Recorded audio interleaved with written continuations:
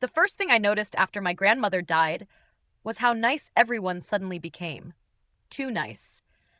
My uncle Richard hugged me at the funeral, even though we hadn't spoken properly in years. My cousin Dana brought me coffee without asking.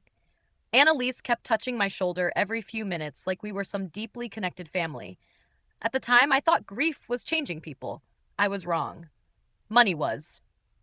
And deep down, they already knew something I didn't.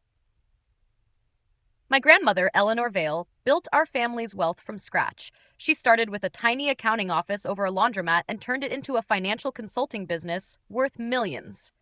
Properties, investments, the lake house, everything. And everyone in the family had been orbiting that inheritance for years. Quietly, carefully, like vultures pretending to be relatives. But I never thought I'd become the target. See, I wasn't the successful one. I taught history at a public high school in Philadelphia. I rented a small apartment. My car rattled every time I hit a red light. Compared to Richard's luxury home and Dana's influencer lifestyle, I looked like the family member who never quite figured life out. But my grandmother and I were close. Not in the dramatic movie way, in the real way. I visited every Sunday, took her to appointments, fixed things around the house, sat with her when she couldn't sleep, and near the end of her life, she kept repeating one sentence. People reveal themselves around inheritance. At the time, I thought she meant greed. I had no idea she meant betrayal. 3 days after the funeral, the family gathered for the reading of the will. The atmosphere felt strange immediately. Nobody looked nervous. That should have terrified me, because when millions of dollars are about to change hands, people get tense.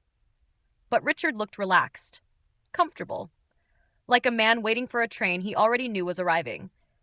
The attorney, Martin Green, opened the folder with visibly shaky hands. To my son Richard Vale, he began, I leave the lake property and 40% of my investment holdings. Richard nodded slowly. Too slowly, like he'd practiced the reaction. To my daughter Elise, more assets. To my granddaughter Dana, the downtown condo. Then Martin stopped. His eyes shifted toward me for half a second, and suddenly the room felt colder. To my grandson Daniel Vale, I sat up straighter. I leave $1. Silence. Not shocked silence. Prepared silence. Dana immediately looked down at the table. Elise avoided eye contact. And Richard leaned back in his chair like a man finally watching the ending of a movie he'd already seen. I actually thought I misheard it. $1? I asked. Nobody answered. Then Richard sighed softly, pretending to sound sympathetic. You know how Mom got near the end? That sentence hit me harder than the will itself, because my grandmother was sharp until the day she died. She remembered birthdays, account numbers, conversations from 15 years ago. She corrected doctors when they misstated medications. But now suddenly, she was confused, and somehow everybody in the room accepted that explanation, except me. She believed you were manipulating her, Elise said carefully. I stared at her. What? You isolated yourself with her during the last year, Dana added quietly. The confidence in their voices rattled me, not because I believed them, because they'd clearly rehearsed this. The entire room started feeling staged, like I'd walked into the final act of a performance everyone else had been preparing for behind my back. I left before the meeting ended. And for 2 weeks, I questioned everything. That's the part people don't talk about after betrayal, the confusion. When multiple people repeat the same lie long enough, part of your brain starts searching for reasons they might be right. Maybe I had become too involved. Maybe Grandma changed her mind. Maybe grief had made me blind. Then the voicemail came, and everything changed. It was from Teresa, my grandmother's housekeeper. Her voice sounded nervous. Daniel, I think there's something in the house you need to see before Richard clears everything out. My stomach dropped instantly, because Teresa had worked for my grandmother for 23 years, and Teresa never sounded nervous. The lake house felt wrong without Grandma there. Too quiet, like the walls themselves were holding their breath. Furniture already had inventory stickers on it. Richard was moving fast. Too fast. Teresa met me near the kitchen and immediately handed me a small brass key. They told me not to contact you, she whispered. Every alarm bell in my body went off at once. Who told you that? She hesitated, then looked toward the hallway. You need to open the study. The study had always been locked. Richard claimed Grandma stopped using it years ago. Another lie. The door creaked open slowly, dust floated through sunlight, and suddenly it smelled like her again. Perfume, paper, tea leaves.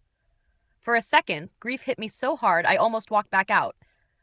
Then I found the notebook, hidden beneath old financial records in the bottom desk drawer. At first I thought it was a journal. It wasn't. It was evidence.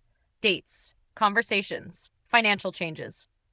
Doctor visits, phone calls, everything carefully documented in my grandmother's handwriting. And the deeper I read, the colder I got. Richard brought another attorney today without informing me. Dana screening my calls again. Elise says I should simplify estate matters before surgery. Page after page. Not random thoughts. Patterns. A campaign. Then I found the line that made my chest tighten. If this will change suddenly, investigate who arranged it. Attached behind the note was a photocopy of an older will, one that divided everything evenly, including me. I just stared at it, because in that moment, the humiliation of the $1 disappeared completely. This wasn't rejection. It was manipulation. And somebody had spent months building it. I took everything to an estate attorney named Rebecca Lynn. She read the notebook for nearly 3 straight hours without speaking. Then she finally looked up and asked, "Did your grandmother ever receive a cognitive decline diagnosis?" "No." Rebecca leaned back slowly. "Then someone may have spent the last year creating the appearance of one." That sentence changed everything. Because suddenly the inheritance wasn't the story anymore. Control was. Rebecca started digging carefully. No dramatic courtroom nonsense, just records. Medical evaluations proving my grandmother remained mentally competent. Financial transfers showing Richard gained unusual account access shortly before the will changed. Emails between Dana and the replacement attorney discussing how to limit Daniel's involvement. The more we uncovered, the uglier it became. And then came the detail that nearly destroyed me. The revised will had been signed 2 days after my grandmother underwent heavy post-surgical medication treatment. Rebecca looked at me carefully. "I think they timed this." I remember feeling physically sick hearing that, because this wasn't greed anymore. This was calculated. The moment Richard learned we were contesting the estate, the family turned vicious. Dana started posting vague comments online about entitled relatives. Elise called extended family members, claiming I was emotionally unstable after the funeral. Richard accused me of attacking Mom's legacy. But now I noticed something different. Every time we presented evidence, they panicked. Richard contradicted himself repeatedly during depositions. Dana denied visiting Grandma during recovery until visitor logs proved otherwise. And the replacement attorney looked terrified every time Rebecca mentioned timelines. Then Teresa remembered the cameras. Years earlier, contractors had stolen jewelry from the lake house. After that, my grandmother installed interior security cameras. Most footage auto-deleted after a few months. Except for clips she manually archived herself. Only one survived. One. And it changed everything. The video showed my grandmother sitting at the dining table after surgery. She looked exhausted, disoriented.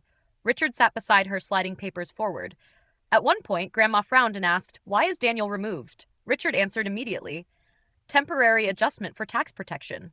She looked confused. "Daniel visits every week." Richard cut her off. "You already approved this, Mom."